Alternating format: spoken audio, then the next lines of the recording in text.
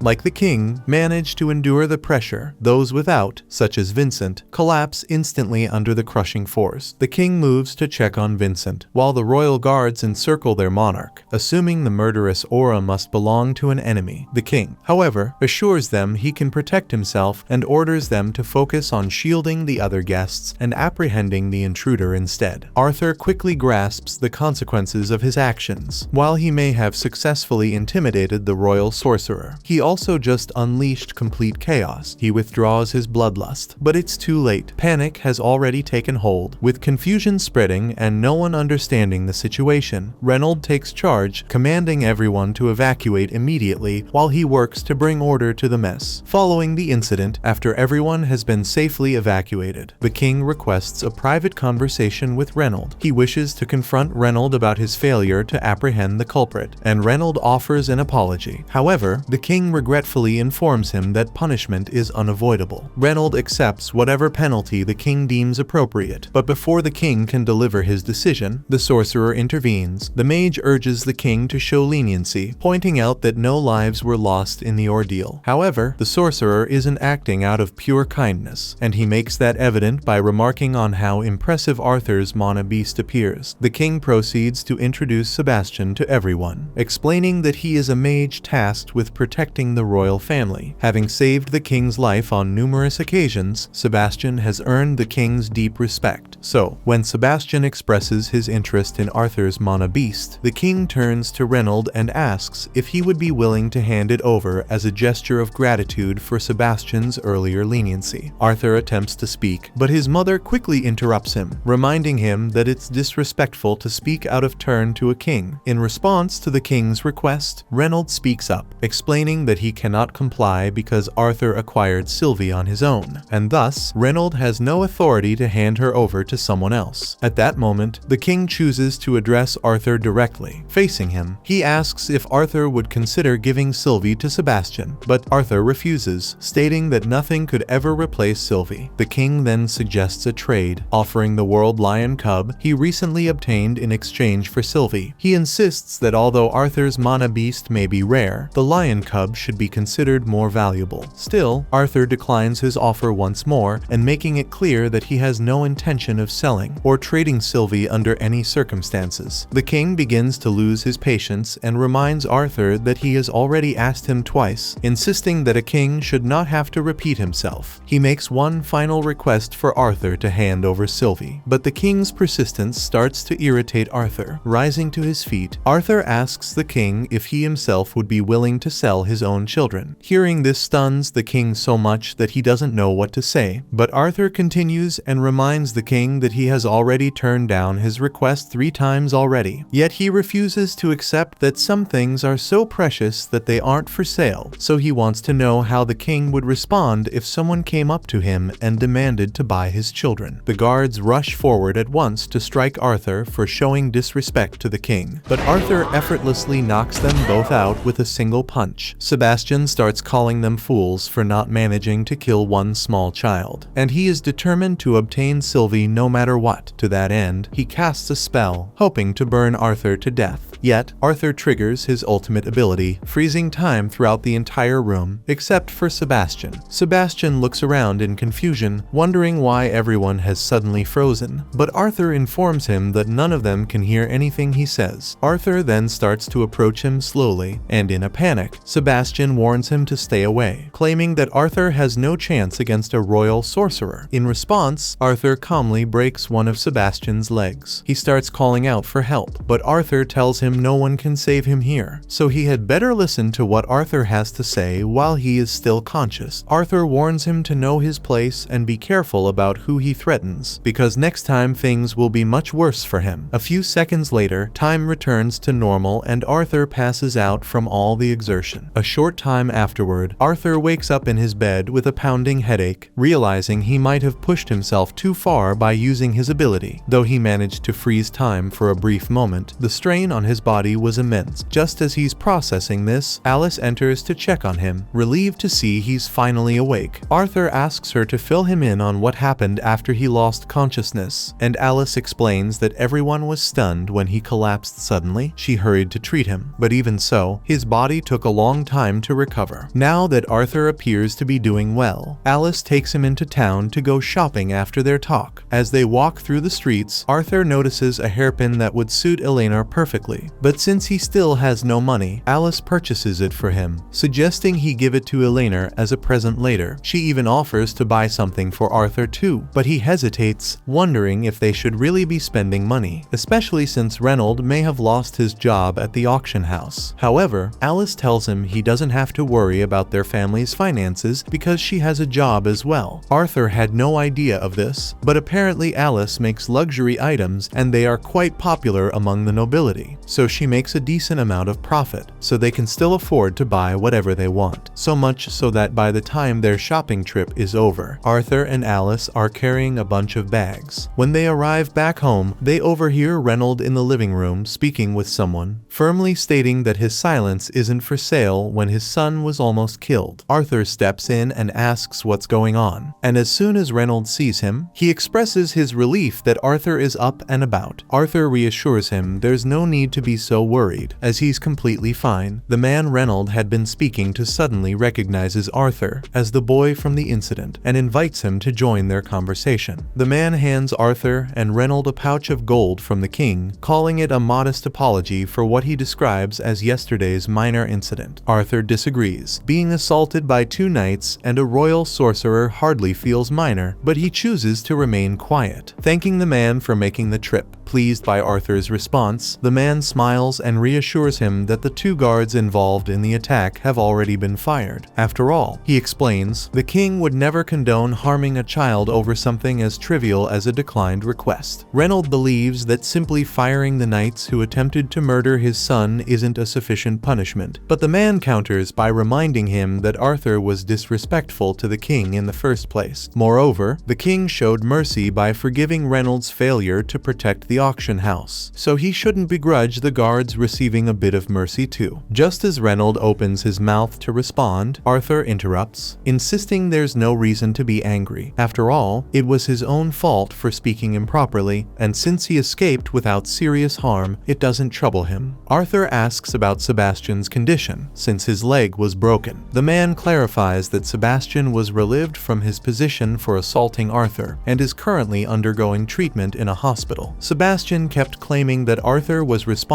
for his broken leg, but that seemed ridiculous. After all, no one witnessed Arthur doing it, and they had been watching him the whole time. Instead, the king thinks Sebastian's own spell must have rebounded, accidentally shattering his leg. The king is deeply distressed that such an incident occurred, which is why he's making such an effort to offer an apology. The man admits that Arthur is a skilled and naturally gifted young man, but he also cautions him to watch his words when dealing with those in authority. After all, not everyone is as lenient as the king. Arthur and Reynolds graciously accept the apology, and once the man departs, Reynolds gives every last coin to Arthur. Arthur questions whether Reynolds is certain about handing over the money, but Reynolds insists it's only right. After all, Arthur was the one who endured the real risk. Not to mention, he'll need funds if he intends to accomplish anything in the days ahead. The events of the day have been a stark reminder for Arthur, though he may have once ruled as a king in his past life. Here, he's still just a powerless child. If he wants to stand against political influence, he'll have to gain some of his own. To achieve that goal, the very next morning, he heads straight to the Magic Academy. However, the moment he arrives, he notices an owl. The creature takes flight, and Arthur immediately pursues it, only to realize that it's a trap. Once he's far enough away, he meets an old woman, and she's been waiting for him. As the head of Xyrus Magic Academy, she occupies a position of great prestige. Her influence reaches across many realms, which is why few have the opportunity to meet her in this manner. From Vincent, the director has received numerous positive reports about Arthur, though she isn't the type to take rumors at face value. To determine whether Arthur truly deserves his reputation, she intends to put him to the test. First, she attempts to intimidate him with her overwhelming magical energy, yet Arthur stands firm, unshaken. Still, even though he manages to endure it, he acknowledges that the director's strength is genuinely terrifying, but that's only natural when confronting the individual who wields the most advanced magic in the entire nation. He intends to demonstrate his true potential, proving that Vincent's praise of his skills was no exaggeration. To start, he envelops himself in wind magic. At the same time, he manipulates earth magic to lift several rocks from the ground. Then, using the wind to accelerate their speed, he hurls the rocks toward the director, only for her to effortlessly deflect them with a single hand. In the next moment, Arthur summons multiple flaming knives behind the director's back. Yet, before even a single one can strike, she effortlessly scatters them all with a burst of wind magic. Stunned by how casually she counters every attack, Arthur's frustration grows, leading him to recklessly rush forward. But before he can close the distance, a powerful gust of wind erupts from the director, sending him tumbling backward. Arthur crashes to the ground, the outcome undeniable. In his current state, defeating the director was never within his reach. Yet despite his loss, the director isn't displeased with how he fought. She acknowledges his remarkable talent, but points out his tendency to overestimate himself, which led him to believe he could overpower her. To truly show him the extent of her strength, the director declares that Arthur's final trial will be simply remaining conscious after enduring her next strike. With both arms raised, she releases a devastating pulse of sound magic directly at him. The force is overwhelming. Nearby boulders fracture instantly, and Arthur's ears ring violently, pushed to their very limit. Yet Arthur grits his teeth and holds his ground, refusing to fall even as the assault continues. The director finds herself genuinely amazed by his stubborn endurance, so much so that she considers personally mentoring him. But before accepting, Arthur has some terms of his own to lay out. He approached her solely because she holds the power and influence necessary to protect his loved ones. He tells her that if she can guarantee the safety of his family and friends, he'll agree to join the academy and submit to her guidance. The director is taken aback by Arthur's boldness, as the offer clearly favors him. However, Arthur is confident in his own value, and the director can't deny it. Knowing students with his talent are rare, just as the director is ready to accept his terms, Arthur brings up one final condition. He explains to the director that he'll only enroll once he meets the official age requirement, as he prefers to be around peers his own age. The director questions his decision, pointing out that this would push back his enrollment by 3 full years. However, Arthur responds by saying he intends to live his life to the absolute fullest. To achieve that, his goal is to become an adventurer and journey across the entire continent. The director can see that Arthur is unwavering in his decision, so she knows there's no chance of persuading him otherwise. She asks whether he's already discussed this choice with his parents, but Arthur admits he still needs to go home and talk to them first. The director then tells him that if he can secure his parents' approval, she'll accept all of his conditions. However, the moment Arthur arrives home and announces his plan to become an adventurer, Alice shuts it down immediately, refusing to allow it. Reynolds pleads with her to at least hear Arthur out, but Alice refuses. Arthur has only just returned after being away for years, and she can't bear the thought of losing him again. Reynolds tries to ease the tension by suggesting a compromise. What if Arthur had a guardian to accompany him on his travels? Still, Alice isn't willing to accept. That's when Arthur steps in, assuring her that he won't be gone nearly as long as he was before. Arthur explains that his adventures will only take him away for short periods, allowing him to return home every few months to see them. This reassurance makes Alice relax slightly. Plus, Arthur clarifies that he doesn't plan to leave right away. He still wants to spend more time enjoying life at home before leaving, but he also feels the need to travel across the Decathan continent, as there's still so much he doesn't fully understand. Besides, staying here and training alone for years would be incredibly boring. He wants a chance to put his skills to the test in real situations. Alice isn't as against the idea of Arthur adventuring now, but her concern hasn't completely faded. She makes him swear that he won't hide anything from her. Arthur agrees to be totally open with her, though deep down, he knows there are plenty of things he'll still have to keep from his family. Moving forward, Reynolds still believes having a guardian for Arthur is a smart move, given how risky adventuring can be, so he reaches out to his friends to see if any of them would be willing to take on the responsibility. Unfortunately, he doesn't have much to offer in terms of payment, but he assures them that he'll find another way to repay their kindness. However, the members of Twin Horn tell him not to worry about money. They're all friends, and they'd be more than happy to give up some of their time to support Arthur. However, Adam immediately refuses. He despises babysitting duties, and he's genuinely concerned that he and Arthur might fight, so much so that Arthur could end up killing him one night. The others nod in agreement, admitting it's a terrible idea since Adam is so irritating that Arthur might actually be tempted to kill him. At that moment, Jasmine lifts her hand and volunteers for the job instead. Everyone is caught off guard by this, especially since they all know Jasmine dislikes protection jobs even more than Adam does. But she says that if it's for Arthur, she's willing to take it on. Reynolds is thankful for her offer, and with that, the decision is made. Like Arthur, Jasmine is an augmenter, and she's recently advanced to the light orange stage. On top of that, she gets along great with Arthur, making her an ideal choice for a role like this. Now that Arthur's guardian has been chosen, Arthur asks Reynolds if he can stop by the auction house because he still needs to pick out a sword, and Reynolds has no problem with it, so he puts in a request with Vincent. The following day, Arthur meets with Vincent and explains that he needs a sword for his adventurer admissions test. Vincent tells him he's welcome to browse as much as he wants. With so many swords in Vincent's collection, it's clear it'll take a while to go through them all. By the time dinner rolls around, Arthur still hasn't returned. Alice begins to grow anxious and considers whether she should go search for Arthur. Reynolds reassures her that selecting the right weapon takes time, so it's better to just wait patiently for him to make his choice. Meanwhile, Arthur is deep in frustration. He's examined countless swords by now, yet not a single one has managed to spark his interest. Most sword fighters in this world are augmenters, so the swords available are usually double-handed blades or really big one-handed blades, and that won't work for Arthur since his small body can't handle a weapon like that. Just then, Sylvie gets Arthur's attention and leads him over to a stick she found on the ground. Arthur doesn't understand why Sylvie is so fixated on the staff, but he decides to pick it up anyway. To his surprise, it's much heavier than it appears. He also notices that it feels unbalanced, nothing like a normal staff, as if there's a blade hidden inside. Curious, Arthur tugs on what looks like a handle, trying to draw it. After channeling a bit of mana into it, glowing letters suddenly flash before his eyes, and the sword begins to slide free from its sheath. This is the first time Arthur has seen a sword with a blade like this, so he takes a few practice swings, but it's too heavy for his body to handle naturally. However, even with the weight, the sword's quality is still good enough that Arthur is able to effortlessly cut a barrel in half. While Arthur is inspecting the blade, the sword suddenly zaps his hand, so he accidentally drops it. But when he picks it up again, he immediately notices something different. The weapon now feels perfectly balanced, and its size and shape seem to fit his body flawlessly. Arthur is intrigued, especially since, in his past life as a king, he had owned many exceptional swords, yet none of them had ever felt as tailored to him as this one does. He then decides to try it out on another barrel, and he is easily able to destroy it in one swing. Just then, Vincent and Reynold all walk in because Arthur has been gone for an awfully long time and dinner is starting to get cold. They ask Arthur if he has found the sword that he likes yet, but Arthur hasn't made up his mind yet, so he takes a random sword and says this is his choice. Reynold picks up the sword and, after giving it a quick test, realizes there's nothing particularly special about it. Still, if Arthur insists that this is the one he wants, Vincent tells him he's welcome to take it. At that moment, Vincent spots the staff attached to Arthur's hip and questions him about it. Arthur quickly comes up with an excuse, explaining that it's just an ordinary old staff he came across, and he only intended to use it for a few practice swings since it's clearly not a sword. Vincent, surprised, mentions that he wasn't even aware he had a staff like that in his warehouse, so he instructs Jameson to double-check the inventory. Jameson informs him that an old man just threw the staff at him one day after saying it was worthless. By all appearances, it's just a sturdy staff, and even after taking it to many appraisers, they all told him it was just a regular staff, but it was a cool-looking staff, so Jameson decided to store it in the warehouse. Arthur begs Vincent to let him keep the staff, and since Vincent isn't sure what to do with it himself, he allows Arthur to take it too. Over the next few weeks, Arthur cherishes the moments he shares with his loved ones, all while getting ready for his upcoming journey. Before he even realizes it, Arthur's 9th birthday arrives, a celebration is thrown in his honor, and later, everyone comes together to present him with their gifts. The first present Arthur unwraps is a glove from Alice, embedded with gems infused with healing magic. It's something he can use if he ever gets hurt. Next is Vincent's gift. He presents Arthur with a pair of rings, explaining that they're meant to ease Alice's worries. Essentially, Alice's ring will alert her if Arthur's mana drops to a critical level, it'll glow, signaling that he needs help. The last present comes from Adam, a magical scroll capable of transmitting sound. With it, Arthur can record a message and send it back home, allowing Alice to reply. Grateful, Arthur thanks everyone for the amazing gifts. Since he's set to depart the next day, he makes sure they all know just how much he values everything they've done for him. Alice pleads with him to stay safe while he's away. She tells him it doesn't matter if he becomes powerful or wealthy. All she truly cares about is him coming back unharmed. That evening, Arthur gathers and organizes all his equipment. Though his heart aches at the thought of parting with his family so soon, he's determined to become stronger, to ensure he'll never have to lose them. To achieve that goal, he knows he must seek out new experiences and grow stronger. Once everything is packed and prepared, he makes his way downstairs, where his family gathers for their last farewells. Reynold gives him a firm warning. While Arthur may be skilled, he shouldn't let overconfidence lead him into danger. Yet Reynold also makes sure Arthur understands that through all his travels, the family will be cheering him on without fail. With that, Arthur bids farewell to his mother and father. The moment he steps outside, he finds Jasmine standing there, ready and waiting for him. Arthur begins his path to becoming an adventurer by getting officially registered. He and Jasmine go directly to the Xyrus Adventurers Guild, where Arthur enrolls for the rank assessment exam. Though unfamiliar with a procedure, after signing up, a guild staff member guides him to another room. Seeing Jasmine's expression, Arthur feels optimistic about how things are progressing. Arthur wears a mask as an adventurer to avoid making enemies who might later target his family. He also doesn't want his family's reputation to affect his rank evaluation. However, since Jasmine isn't a class adventurer, her influence could still play a role. The two are introduced to Caspian Bladeheart, the guild leader, who explains to Arthur that he would normally need to pass a written test and have his mana core evaluated before the official rank assessment. However, because Jasmine is vouching for him, and Caspian is well acquainted with her father, he's willing to make an exception. Since Arthur is is hiding his identity behind a mask. Caspian says he doesn't need to use his real name for the registration, but he will need to come up with an alias. Arthur then chooses Note as his official adventurer name. Once everything is arranged, Caspian instructs Arthur and Jasmine to follow him to the arena for the assessment. On the way, Arthur questions Jasmine about her relationship with the guild master, noting how helpful he's been. Jasmine admits she's familiar with Caspian, but clarifies that it's actually her father who has strong ties to the guild, not her. Upon reaching the assessment arena, the doors swing open to reveal an ongoing battle between two mages, Diane, a young water mage, and her instructor midway through her evaluation exam. Arthur watches as their clash unfolds before him. Diane launches a blast of water at the instructor, but he effortlessly counters it and disappears in a cloud of steam. Before she can react, he suddenly reappears behind her and taps her on the head. While he commends Diane's impressive casting speed, he notes that her defense is severely lacking, placing her in the C-class rank. Diane looks thrilled with the result, and Jasmine explains that earning a C-class at her age is a notable achievement for a mage. Next is a boy named Elijah Knight, but before he can even start, the instructors ask him to hold on for a moment. After a quick discussion among themselves, they decide to let him skip the exam entirely and declare him a B-class adventurer. The unexpected announcement stuns everyone watching, including Jasmine and Arthur, but since there's no valid reason to object, the evaluations proceed as planned. The next examinee is an arrogant young boy named Lucas Wykes. Though his haughty attitude irritates the instructor, she can't ignore his remarkable talent. Despite being only 11 years old, he's already reached the light orange stage in his monocore, a nearly impossible feat for his age. Arthur observes Lucas's pointed ears, which remind him of Tesha, leading him to conclude the boy must be an elf. However, it's unusual to encounter an elf in the heart of a human kingdom. The moment the exam starts, Lucas raises his staff and chants, summoning a flaming guardian to assault the instructor. Yet, with a single earth spell, she shatters it effortlessly. Lucas dashes up a rock pillar, slams his staff down, and unleashes a massive firestorm into the air, but the spell is so powerful that he can't control it. In a matter of seconds, Lucas loses control of his flames and almost ends up getting caught in his own explosion. The instructor quickly steps in, using her earth magic to snuff out the fire. When it's all over, Lucas is unharmed, but in the process his ego was hurt. The instructor compliments Lucas on his impressive power. However, Lucas is too bitter about his loss to pay attention to any of her feedback, and in a fit of frustration, he suddenly attempts to launch a surprise attack while she's still explaining his mistakes. Luckily, Arthur quickly drops his sword to deflect the spell, and the instructor realizes that Lucas is a hopeless case with no sense of responsibility. She gives him a B rank, seeing his complete lack of self-discipline. Lucas erupts in anger, shouting about getting his father involved, but the instructor just grabs him by the collar and hauls him out of the arena. Now it's Arthur's turn for evaluation, and he steps forward, deciding to stop holding back. He finally takes the test seriously. The sheer intensity of his aura is so overwhelming that the instructor immediately shifts into a defensive stance. At that moment, Caspian steps into the arena and announces that he'll be handling Arthur's assessment himself. The instructor hesitantly questions if that's appropriate, pointing out that having a double-a-class adventurer like Caspian is a bit excessive for a simple exam. But Caspian reassures him, saying it'll just be a light spar. Caspian turns to Arthur and asks if he's alright with the arrangement. Arthur hadn't anticipated facing one of the guild's top fighters that day, but he's excited for the challenge. After the shortened match, Arthur is officially registered as a B-rank adventurer, marking the beginning of his journey and the start of a new chapter in his life. Meanwhile, the two instructors head to Caspian's office and question him about the unusually high number of B-rank adventurers this year, especially since they're all children. Caspian calmly explains that 6 months ago, a youth cultural exchange occurred. Though it wasn't publicly announced, some children from other races were granted official certifications, permitting them to become adventurers in Sapin. Lucas Wykes falls into this category. His half-elf heritage is obvious. Despite his rule-breaking, the Wykes family's clout might eventually secure him a promotion. However, since the Wykes lineage is purely human, it's probable that Lucas was born to an enslaved elf. As for Elijah Knight, the instructors weren't given any details about him, and he was promoted to B class without taking the test. However, that's only because he has a powerful connection vouching for his abilities, so Caspian's hands are tied and there's nothing he can do about it. The instructors ask who's backing Elijah, and Caspian explains that Elijah is a human raised in the dwarf kingdom. He was sent as a representative to get used to living among humans, but the guild has limited authority when it comes to dealing with him. Arthur was the last among the examinees, and the instructors still find it puzzling that Caspian insisted on evaluating him personally. Yet the truth is, Caspian knows nothing about Arthur, not even his real identity. The only thing he's sure of is that Arthur doesn't represent any of the kingdoms. Still, Caspian suspects that Arthur must have some influential ties, given that his guardian is the daughter of the renowned Flamesworth family. On top of that, the way Arthur handles a sword is reminiscent of a seasoned master.